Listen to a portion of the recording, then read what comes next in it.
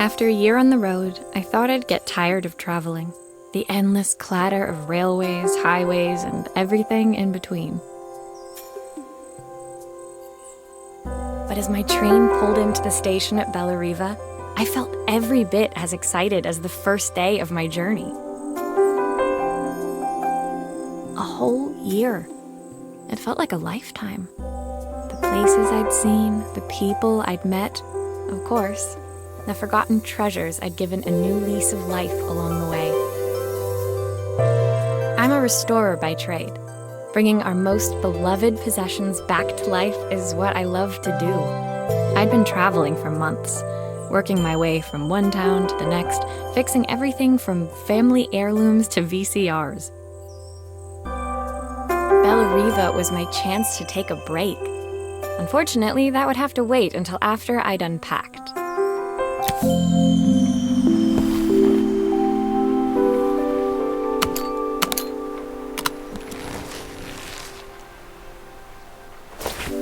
My favorite overalls. These will never go out of style. The tools of my trade. No hope of restoring things without these. I saw a guitarist wearing these at a show once. Rock and roll repair woman, at your service. Who doesn't love a scrunchie? Practical and stylish. My parents took this after I made my first repair. Seems like a lifetime ago. Looking forward to taking more close-ups of my fingers with this. I'll hand these out once I'm settled in. Fingers crossed they get me some work. I picked up these sunglasses on my last stop. Hopefully I'm cool enough to pull them off. My passport. Not many blank pages left now.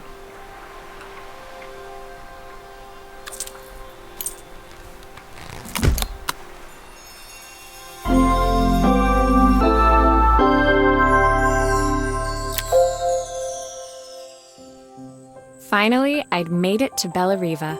I'd come for the food festival, taking place in a few days' time.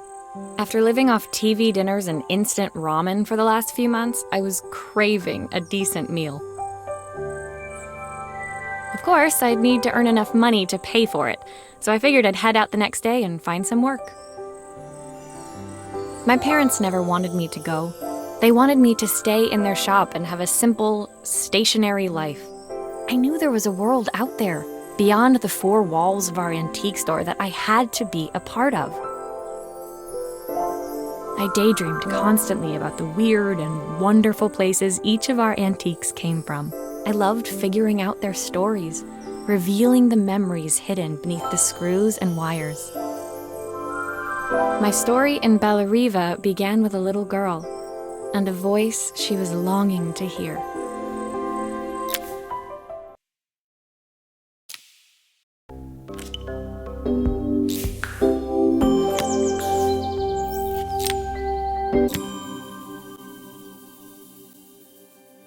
It was my first morning in Bellariva, and I couldn't wait to leave my hotel and explore.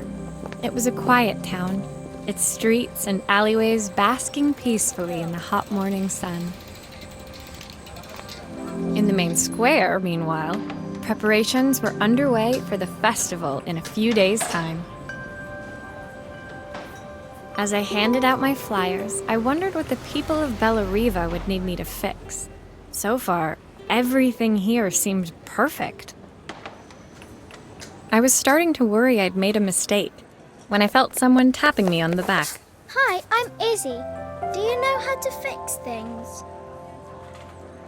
It was a little girl, maybe 7 years old, who must have gotten hold of one of my flyers. She rummaged around in her backpack until she hauled out a battered red cassette deck. My tape is broken and I can't make it work anymore. I tried to fix it myself, but there's this metal thing in the way. Can you try?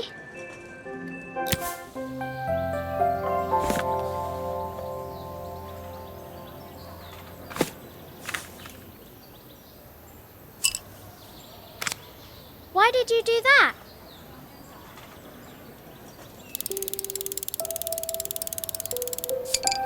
How did you do that? I didn't see.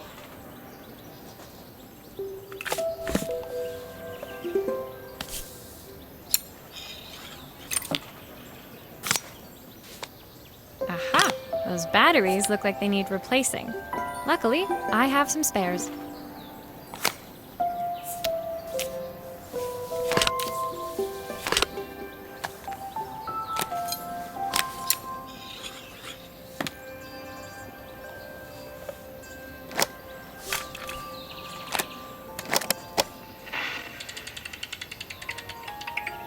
Will you dream a dream for me?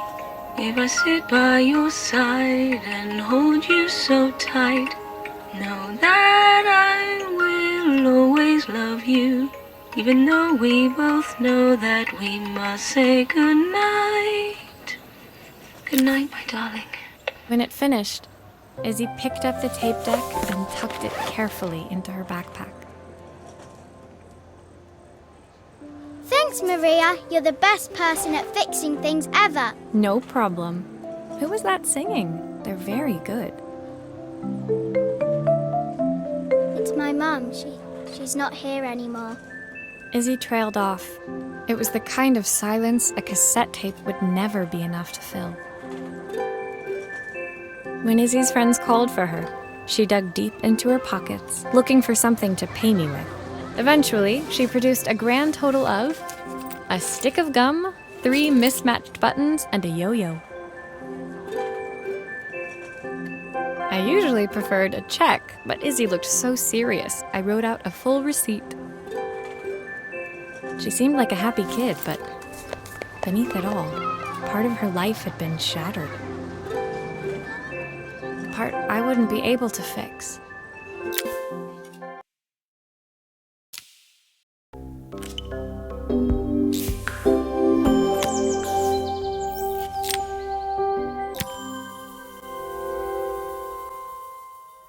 My first repair complete, I spent the rest of the day doing small jobs in and around the square. I was exhausted when I got back to my hotel and found a message asking me to make one more visit. The address led me to a quaint little house, a stone's throw from the beach. Bathed in the evening light, it looked beautiful, in spite of its flaking paintwork and chipped tiles. The front door was opened by a harried-looking man, still dressed from a long day at the office. Are you Maria? My name's Joseph. I'm Isabel's father. I'm so sorry she bothered you this morning. Please, come in. I'd like to settle up properly. On the mantelpiece, I saw the remains of a broken statue. Without thinking, I picked up a fragment. Ah, my father's statue. What's left of it, at least. Yet another way I'd have disappointed him.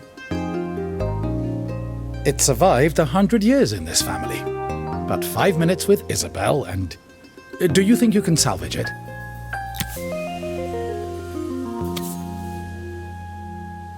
Will you be able to see the glue afterwards? I don't want people seeing the cracks.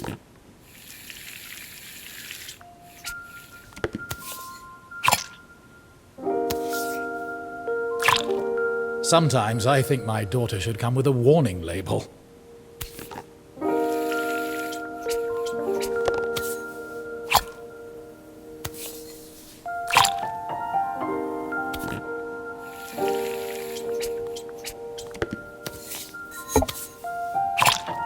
Is this glue really strong enough to hold everything together?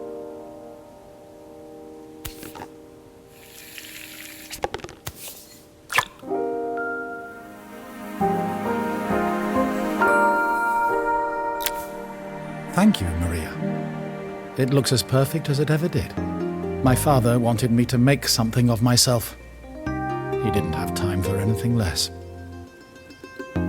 As Joseph put the statue back on the shelf, it nudged against the family portrait stood proudly next to it.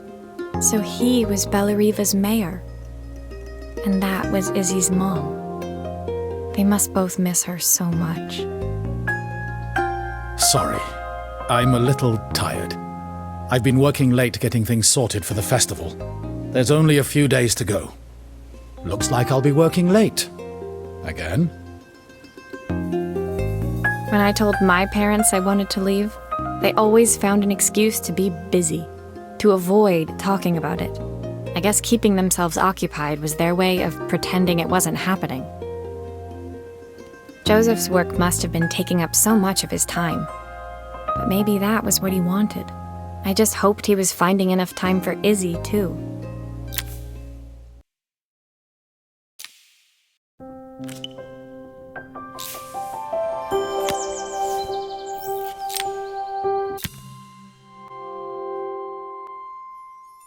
My second day in Bellariva dawned bright and clear, another beautiful sunny morning. Walking into town, I passed cafes overflowing with customers cradling their morning coffees. I stopped, breathing in the smell of roasted coffee beans and freshly baked pastries. I was about to go inside when the owner of Carmen's, the cafe next door, stopped me. Hello, Maria? Were you here yesterday handing out flyers? I have a job for you. Her place was petite, tucked between its competitors as if hoping they wouldn't notice. Judging by the empty tables inside, though, her potential customers hadn't noticed it either. It's a bit slow today, but we're just getting started. I'm sure it'll pick up soon. As Carmen chatted, she walked over to the counter and returned with an old rotary phone. At least I've got plenty of time to practice my recipe for the festival. It's a new special I've been working on. I was hoping to call my sister for some, seasoning tips, but it won't connect. Can you see if you can figure out what's wrong?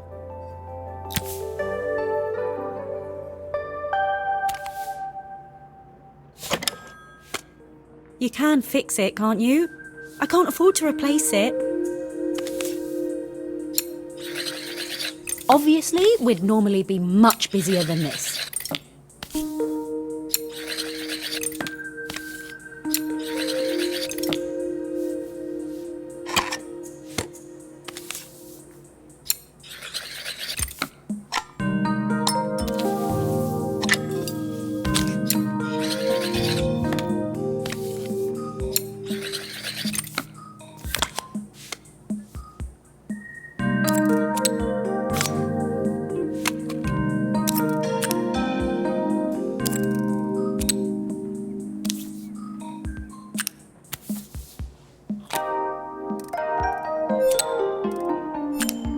Looks like this new circuit board is all hooked up.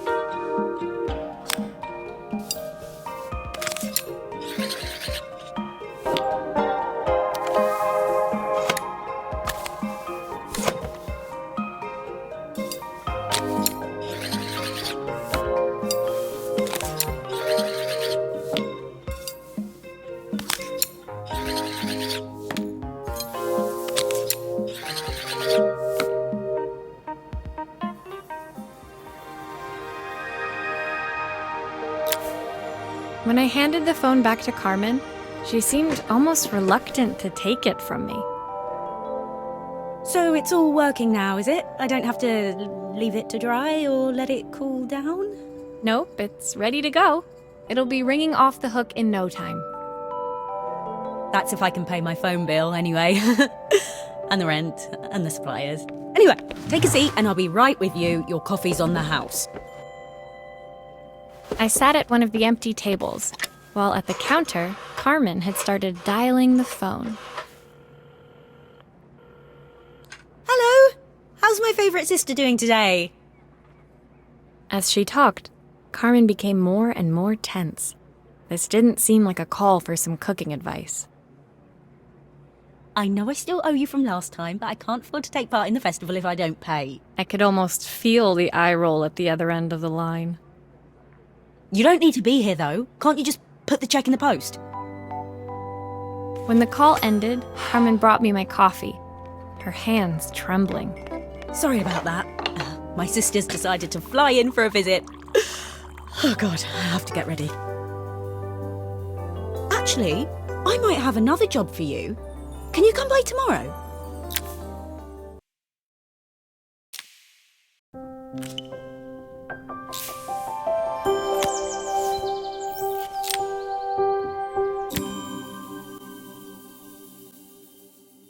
The next day, I'd promised Carmen I'd return to help her get the cafe ready for her sister's arrival. I was about to set out when I received an unexpected call from my hotel's reception desk. Apparently, another guest had asked for me by name. Curious, I took the creaking elevator up to the top floor and made my way to the room number they'd given. I knocked. Are you here about the camera? It's about time. The woman in front of me was immaculate. Not a hair out of place or a crease to be seen. My sister tells me you know how to fix things. I'd usually go to an expert, of course, but in this town... So this was Carmen's sister? The two of them couldn't have been more different. Inside her room, I saw a beautiful reflex camera, any professional photographer's dream. The viewfinder is completely dark. I can't see anything through it at all. I assume you can figure out what's wrong?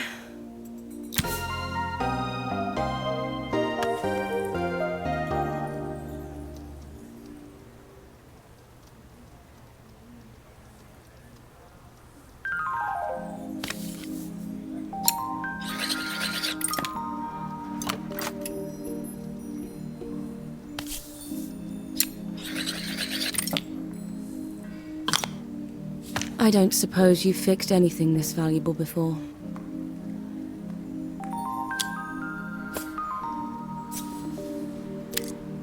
If I used the screwdriver, I could adjust the angle of the mirror.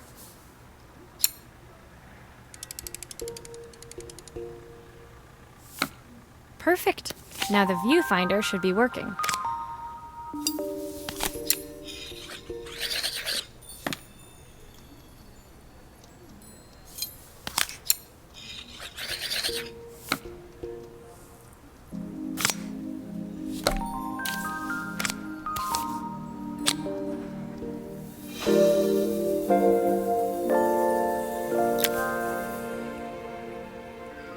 I felt a pang of envy as I handed the camera to Helena.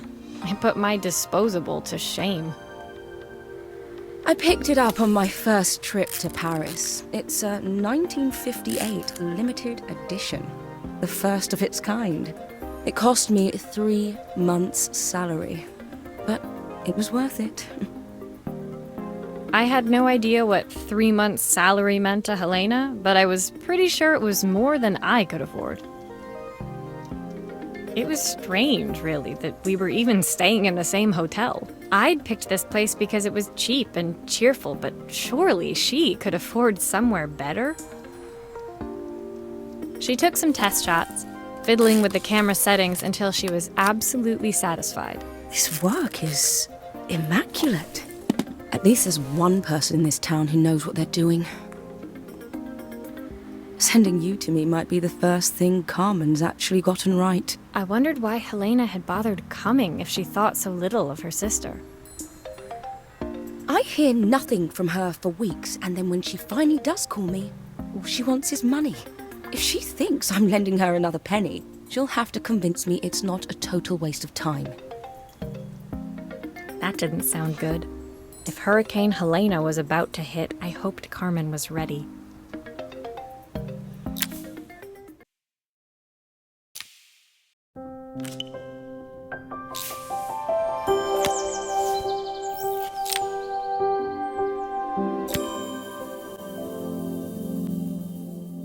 The sun was setting over Bellariva by the time I reached Carmen's cafe.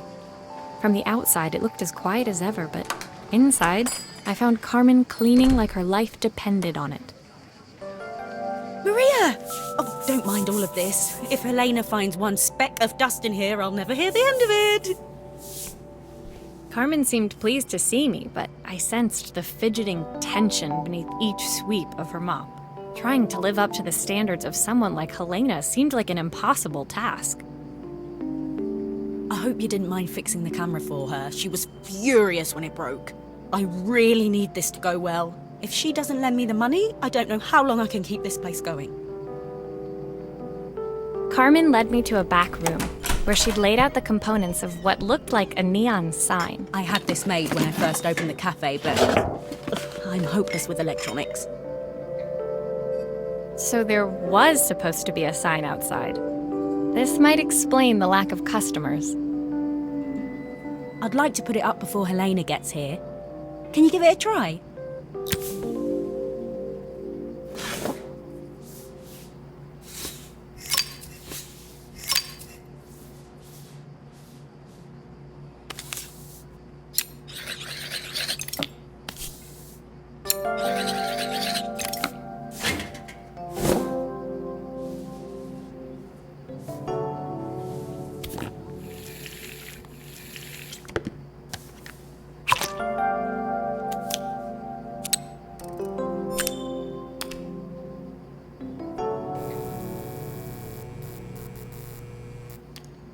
I don't know, it's a bit, flat. Maybe if it flashes, it'll really catch people's eye. Great idea. I think I have a spare part that could do that.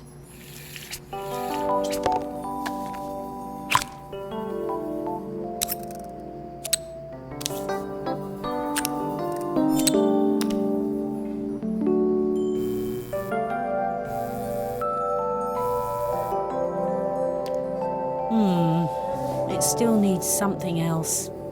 Maybe we can add one of these.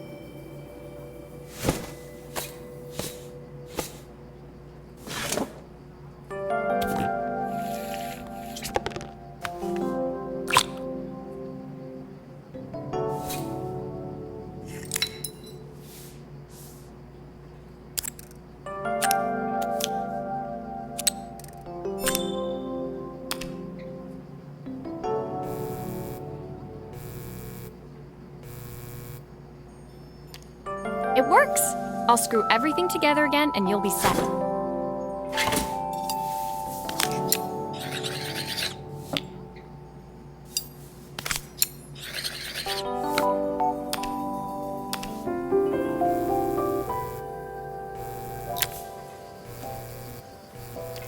The sign fixed, we headed outside and mounted it carefully over the cafe door. That's perfect, Maria. It looks just how I imagined it. When I had this sign made, it all seemed so simple. Oh, I can't believe I might have to give it all up. I hope I've done enough. The smile froze on her face as she spotted something over my shoulder. I turned to see. Of course, my sister owns the only cafe in this entire town that isn't actually open. For better or worse, Helena had arrived. Carmen opened her mouth to explain, but Helena swept indifferently past her.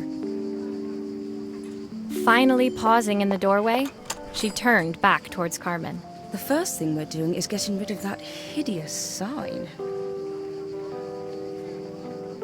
And with that, she disappeared inside. I hoped Carmen's chances of saving the cafe hadn't disappeared with her.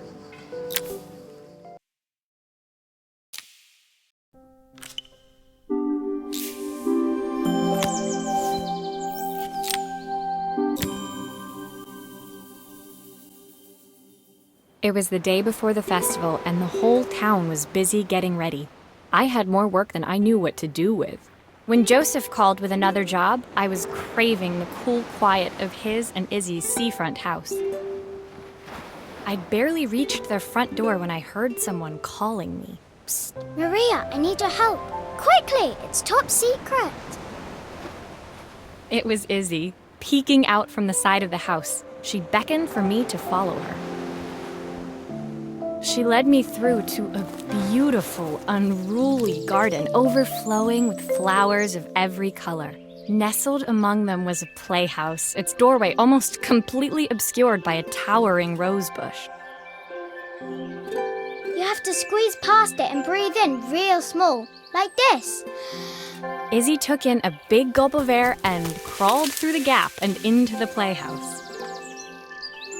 I hadn't planned on crawling in the dirt today, but the life of a repairwoman never did run smooth.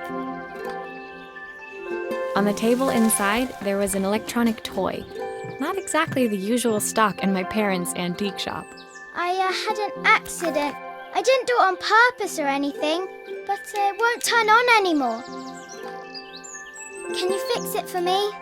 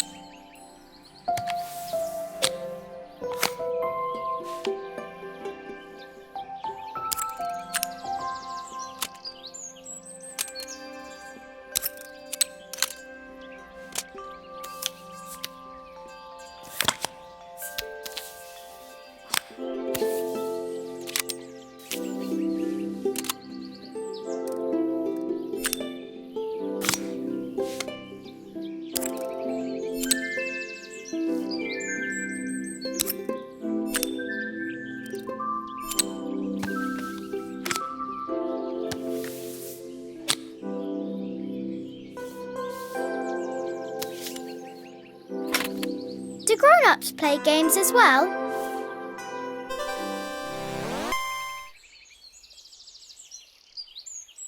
Can you show me how to play? I tried before, but it was so hard.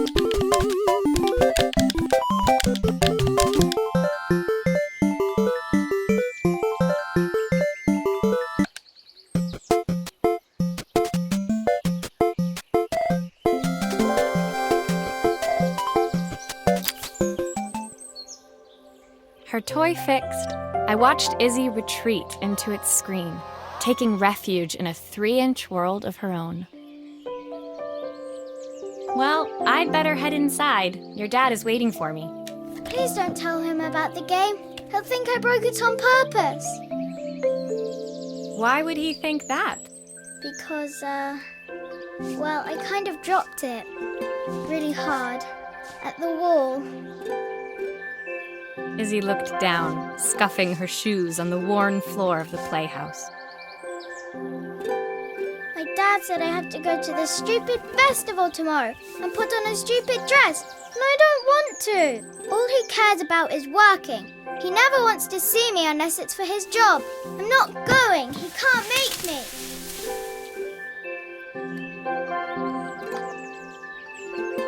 With that, Izzy dove back through the rosebush and disappeared into the wilds of the garden. She was so young. She couldn't be expected to see that her dad was struggling too. It made me think, had I really tried hard enough to understand my parents' point of view? I was so focused on the adventures ahead of me. Maybe I didn't care enough about leaving them behind.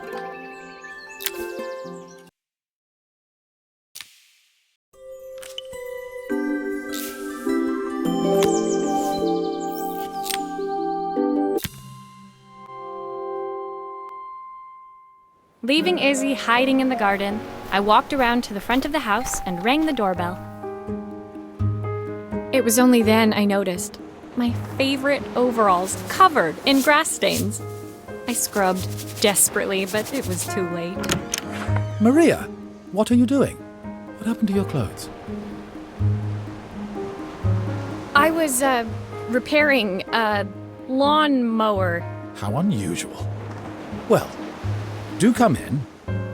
The job I've got for you is a little more delicate.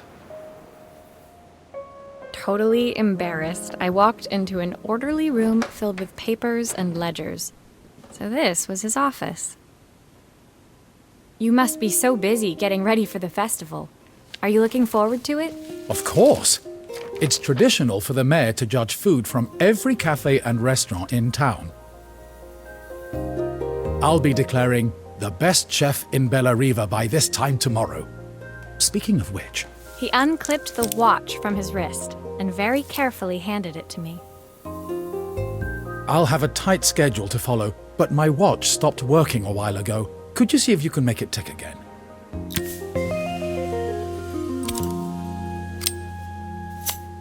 Are you sure it will all fit back together?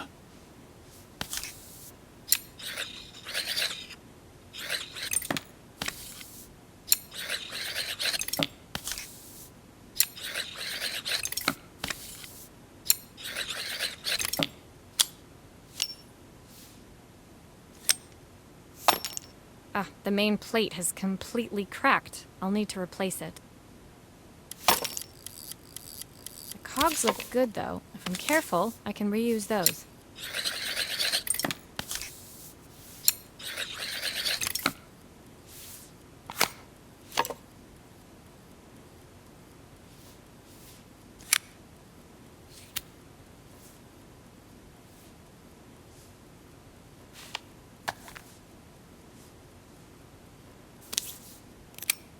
I've not gone a day without this watch since my wife gave it to me.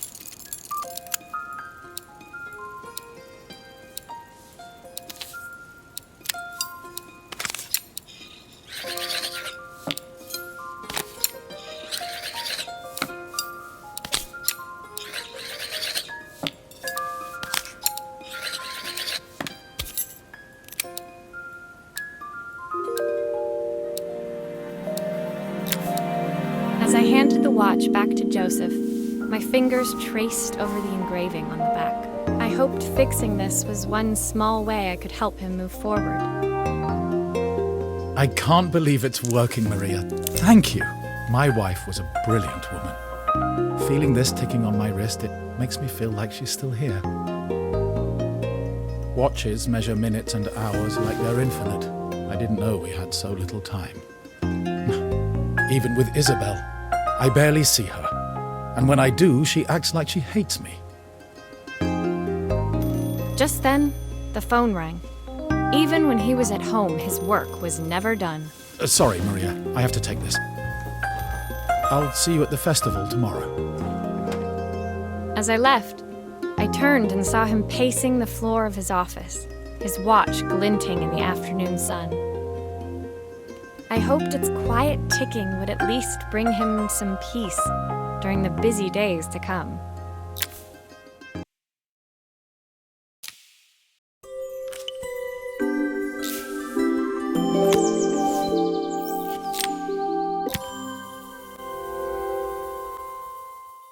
When my last job of the day brought me to Carmen's apartment, the door was opened by someone I didn't expect to see, Helena. Sorry for inflicting this mess on you. Carmen's never seen a knick-knack she doesn't want to buy, apparently. Carmen's apartment was a little chaotic, but totally charming. It was easy to imagine her living in a place like this. It definitely wasn't Helena's style. She seemed more upmarket than flea market. I wondered why she was even here. We're having a clear out, or at least I am. Carmen's not helping, as usual. There's a market at the festival tomorrow. I'm selling some of these things to make her some money. She says she has nothing when there's all this stuff right under her nose. Helena stepped delicately past the items on the floor and reached down to pick up one from the pile. Look at this slide projector. Our parents treasured it, but Carmen treats it like a piece of junk. Can you take a look?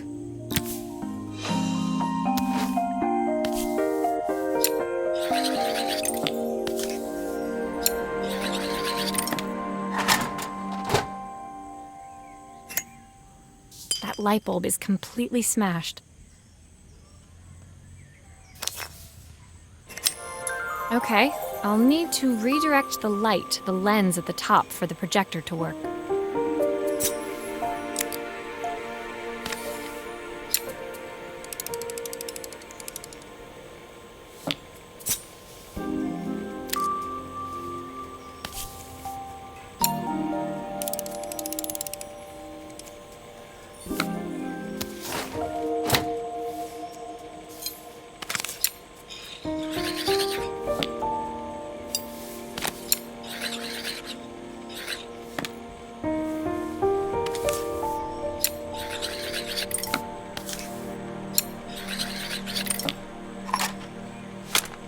Oh, typical. Carmen's even managed to get a slide stuck in here.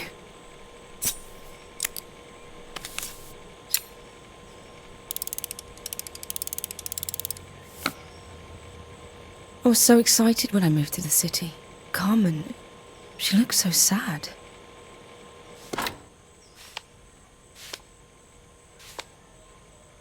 Here's the clicker you'll need to attach. God knows how Carmen broke that as well.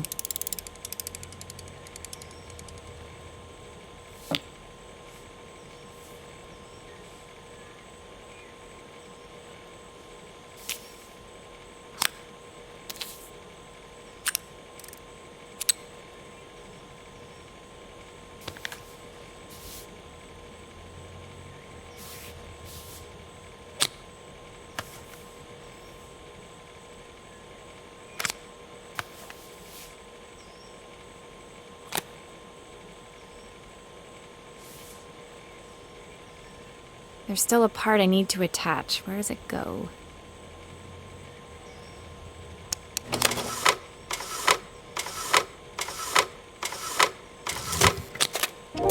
When we were younger, Carmen was always following me around.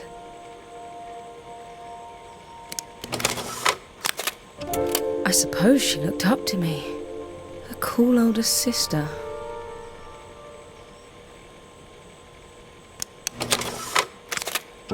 She used to ask me when I was coming home, but I was always too busy. Still a few parts missing.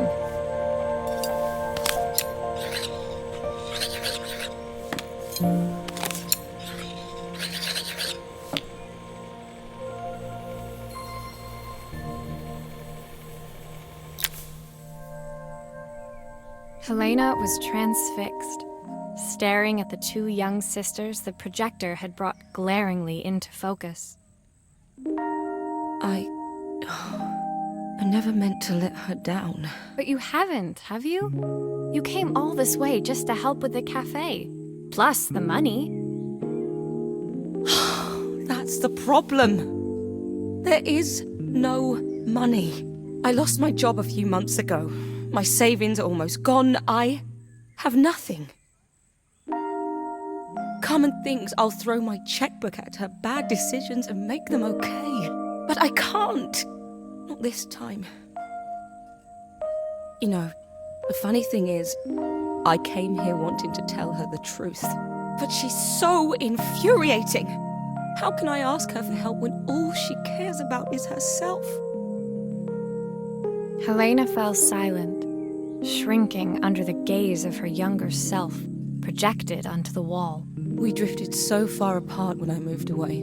It felt like the only thing keeping us together was my bank balance. I know I have to tell her the truth. It isn't fair. But I already lost everything else. What if I lose her too?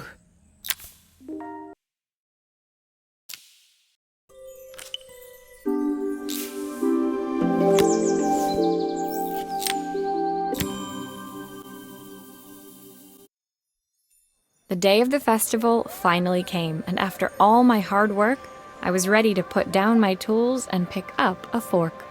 The smell as I entered the main square was incredible. Each stall was selling food even more delicious than the last. The competition would start any minute. Most stall holders were waiting anxiously for the mayor to pay them a visit. All of them, that was, except Carmen, who was still frantically chopping vegetables and stirring pots. Maria! Thank God you're here. Can I ask you the world's biggest favour? Helena was supposed to help me run the stall today, but she never turned up. Probably too ashamed to show her face. I can't believe she lied to me. Carmen was stirring so furiously she was in danger of tipping the pot over altogether. The mayor will be here any minute for the judging, but I'm almost out of my special. She wasn't really going to ask me, was she? Not on my day off. I have a stove ready to build and everything. Can you set it up and make me a spare batch?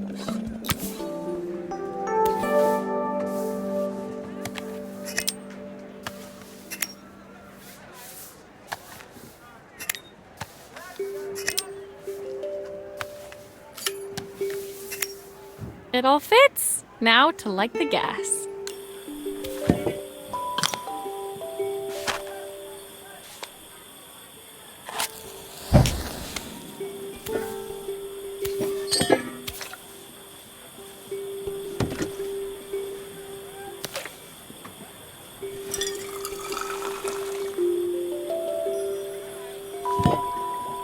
I think that pot is really boiling now. Smells great, if I say so myself. Here are the ingredients that Carmen's given me. What to add first?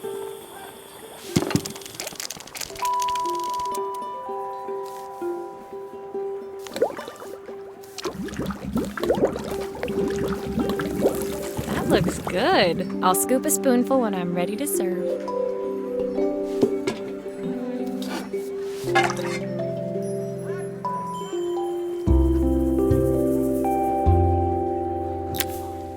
My part done, Carmen took over and added the finishing touches. It was just in time, as a moment later, Joseph arrived with Izzy in tow. Carmen anxiously handed them both a serving. That was so tasty. Can I have some more, please? Well, you've certainly earned yourself a loyal customer in my daughter. We have a few more meals to taste, but so far you are one of the best. Good luck. Joseph and Izzy looked so happy together. Maybe the festival was doing them some good after all.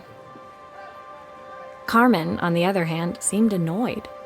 But why, when it had all gone so well? I wish Helena was here to see this. She's so convinced I'll never succeed at anything. She wants what's best for you. She's just not very tactful about it. Yes, I know. Even when I was a kid, she pushed me when no one else did. I just wish she hadn't lied to me. But then, I've asked so much of her over the years. I never stopped to think how much she actually had to give.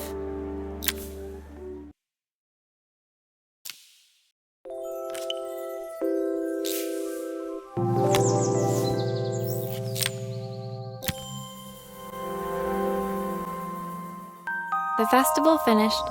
I only had one day left before I had to catch my train and leave Bella Riva behind.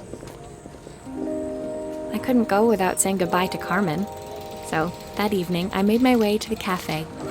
It was unrecognizable. She'd done it. Best food in Bella Riva. Half the town was outside waiting to see what the fuss was about. Maria!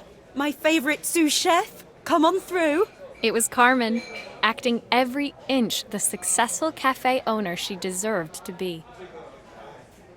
Even Helena was there, serving the coffees. This was the last place I expected to see her after yesterday's drama.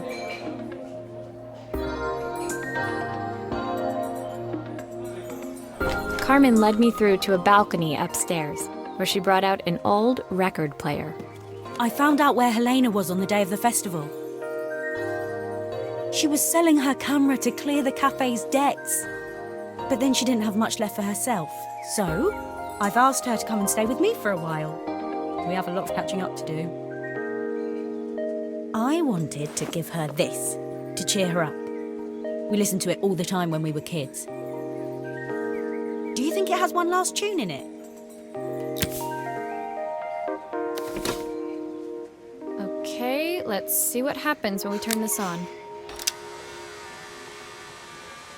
The speaker isn't connected properly. I should check the wiring.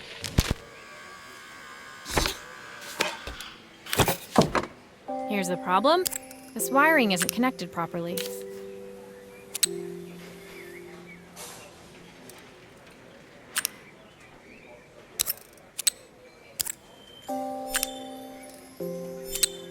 If I turn the volume up, I should be able to hear it now.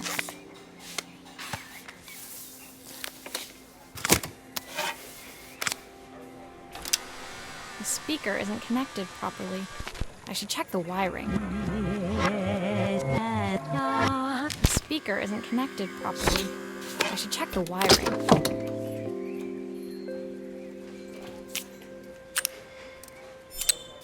I think that should do it. This record should play beautifully. It's spinning the wrong way. How can I get it to play in the right direction? It must be to do with the motor. Let's see if one of these spares can turn things around.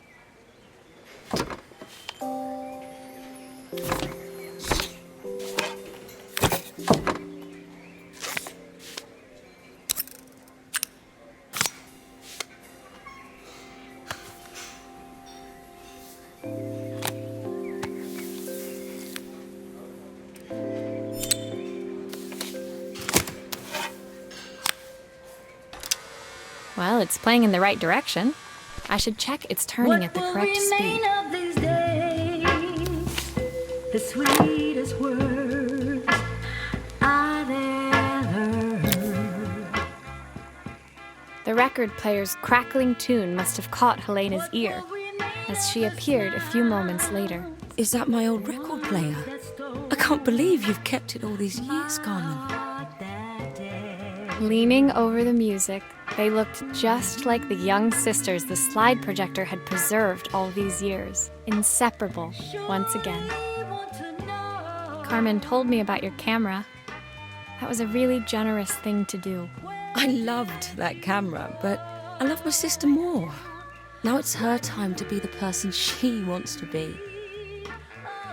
I'm going to stay here with her for a while. Make up for lost time. Carmen and Helena's relationship wasn't suddenly going to be perfect, but they were both prepared to try. And to think, it had all started because of a call Carmen made about some seasoning tips. I guess in the end, maybe it wasn't so hard to just pick up the phone and dial. I hadn't spoken to my own parents in a year. I wanted to hear their voices more than anything. But the silence between us was so cavernous. I didn't know how I'd ever find the words to bridge it.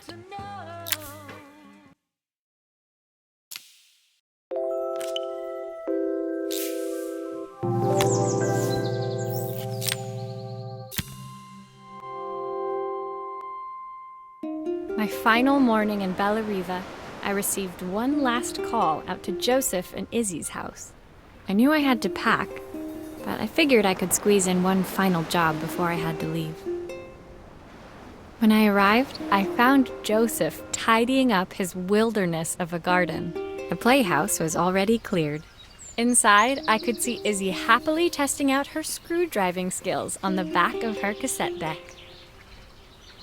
You've made quite the impression. Izzy, tells me she's going to be a repairwoman like Maria. I'm sure she could be anything she wanted if she put her mind to it. She could. She's a brilliant child. Spending the day with her at the festival, I haven't had so much fun in ages. I wanted to give her something before she starts to forget. Inside, the house was transformed, flooded with light and the sounds of the garden. It felt alive again. This would be my last repair in Bellariva, but it felt like it was the house that had really been restored. It's a music box. It used to play beautifully, but now when I wind it up, nothing happens. I'd love for Izzy to hear it sing again. Can you help?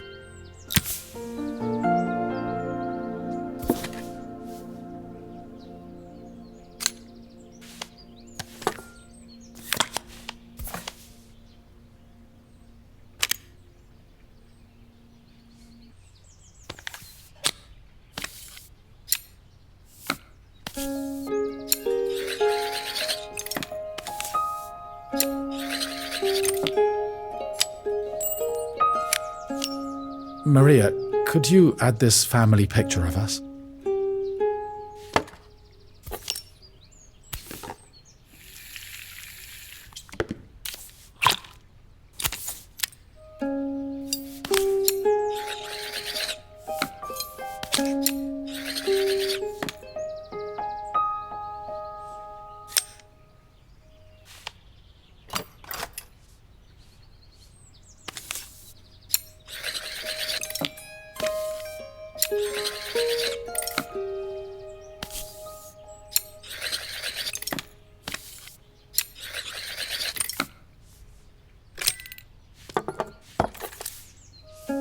This mechanism is completely broken. I'll need to take it all apart before I can fix it.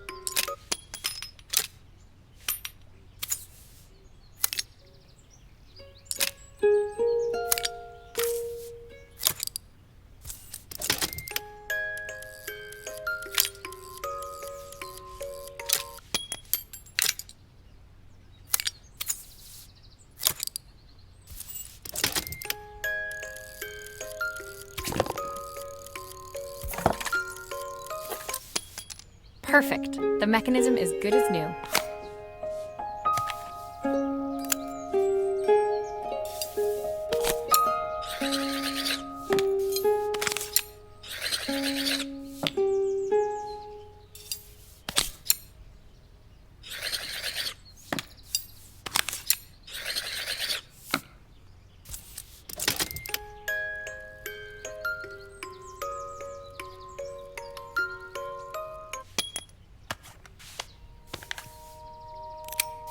I think that's everything back together again. I should play it to make sure.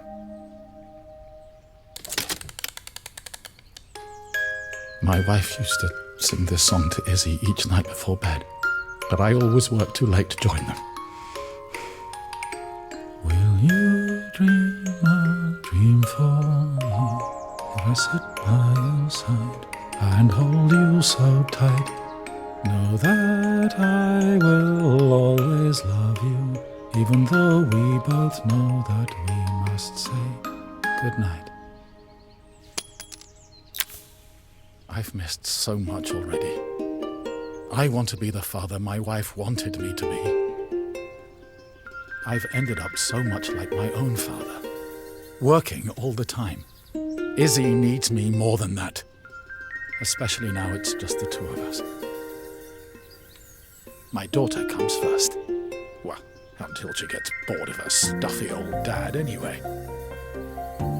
I'll never ever get bored of you, Dad. Izzy came running into the room where Joseph scooped her up and onto his shoulders. She gazed at the music box, her eyes shining. I'd never seen her look so happy. Thank you, Maria, for everything. The things you fixed for me. I'm so glad to have them back. Joseph was a good father, and I could tell he was determined to be an even better one.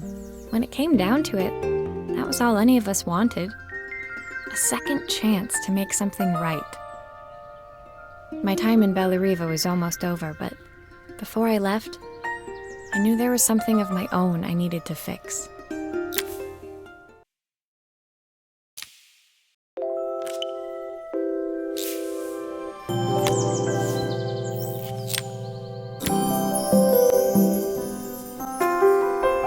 My time in Bellariva was almost at an end. Another chapter finished in a story whose ending I hadn't felt ready to write. The people I'd met, the items I'd restored, they'd taught me so much about what was really important. Pulling out my suitcase from beneath the bed, I remembered the day I stole it from my parents' shop, the day I left. Afterwards, I was too ashamed to call them, to apologize. It was a guilt I'd been carrying around every day since.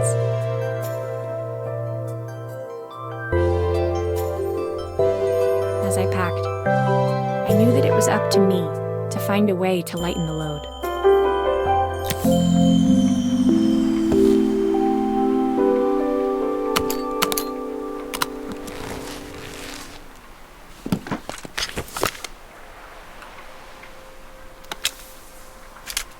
The soundtrack to my travels. I'll be listening to this on the journey. My train ticket. Can't believe it's time to leave Bellariva behind.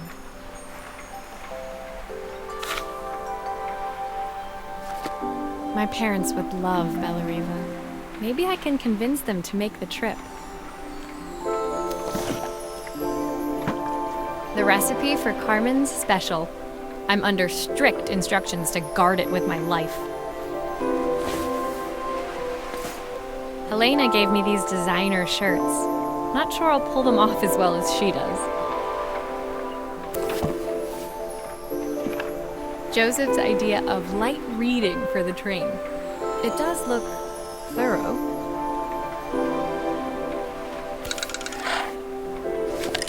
Izzy gave me this in exchange for my repair manual. She'll be a pro in no time.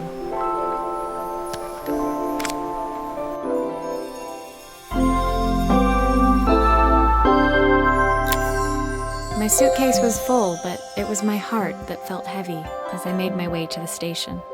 I was sorry to be leaving Bellariva behind, but I hoped that in my own small way I'd made a difference. Helena and Carmen's reunion was possible because they'd learned to overcome their differences. Joseph had realized he shouldn't let his grief or his work get in the way of his relationship with Izzy. They'd each learned to see things from someone else's perspective. Maybe it was time I saw things through my parents' eyes. I knew it would be easier to jump on the next train, put even more distance between us, but I finally felt ready to talk to them. I just didn't know if they would feel the same. Did I even remember their number? I wasn't sure until I reached for the phone and it all came flooding back.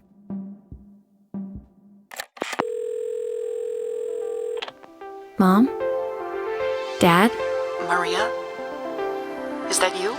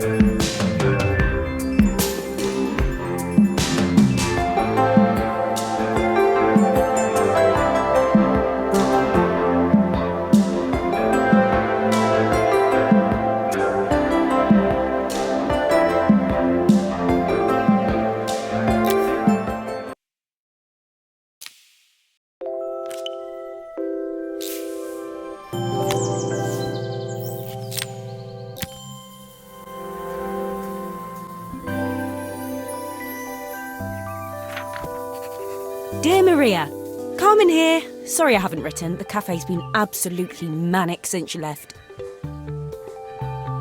Luckily, I have Helena here to help. You wouldn't recognise her. She's like a new woman. She's always running round, taking orders and making drinks. I even heard her compliment a customer on their outfit. Personally, I draw the line at fluorescent green bowling shirts, but each to their own.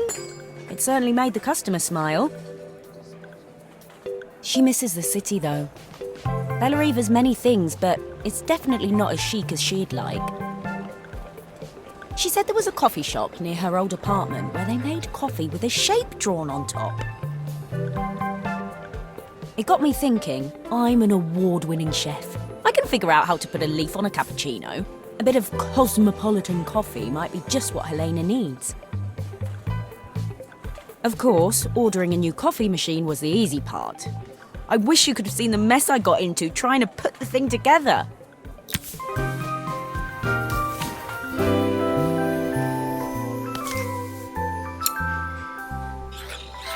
I saw Maria use her screwdriver 1,000,000 times. Taking this apart will be easy.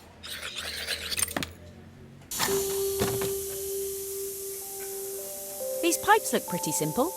I should start with them.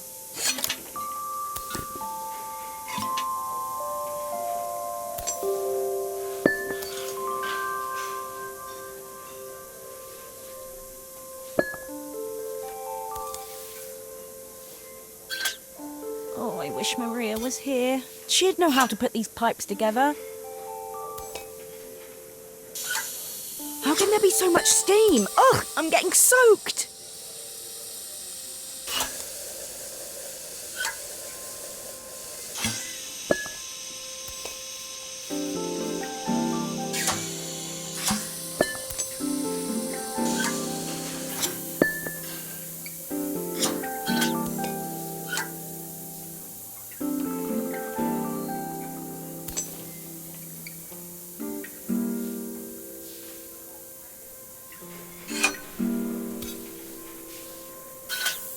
The pipes are all connected, but there's still steam everywhere. Something's in the wrong place. Finally, no more steam.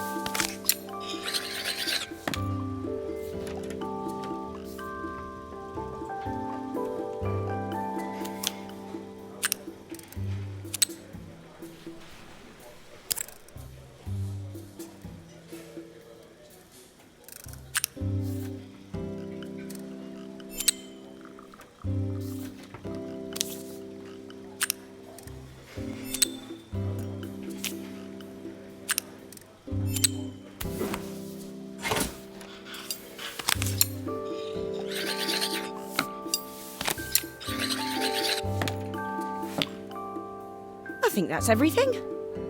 Better test the buttons, just to make sure.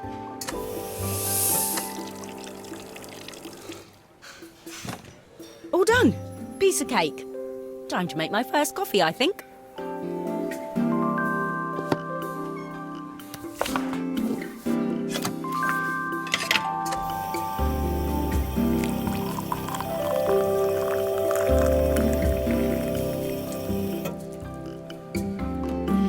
Smells delicious. Now to make it look magical.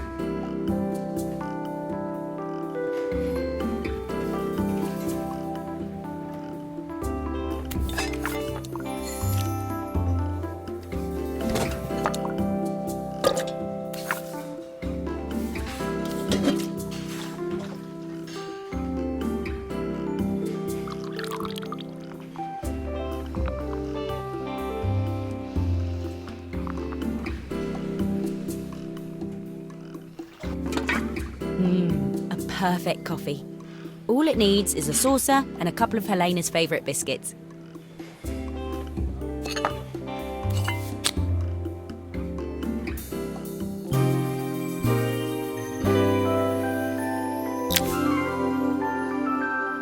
I was feeling more has-been than coffee queen by the time I'd made a drink fit for human consumption.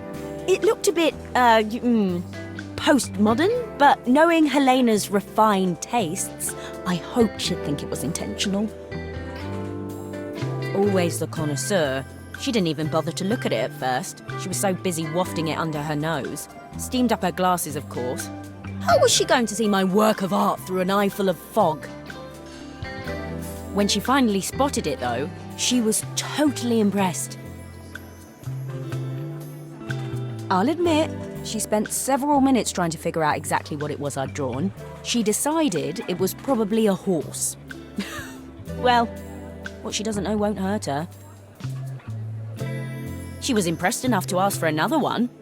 I guess I'll need to get some practice in. The whole thing was such hard work, Maria. I never realised how difficult it was, all that mechanical stuff. It made me realise how much I have to thank you for, so I wanted to say that now. Better latte than never. Hoping you're well. Your friend, Karen.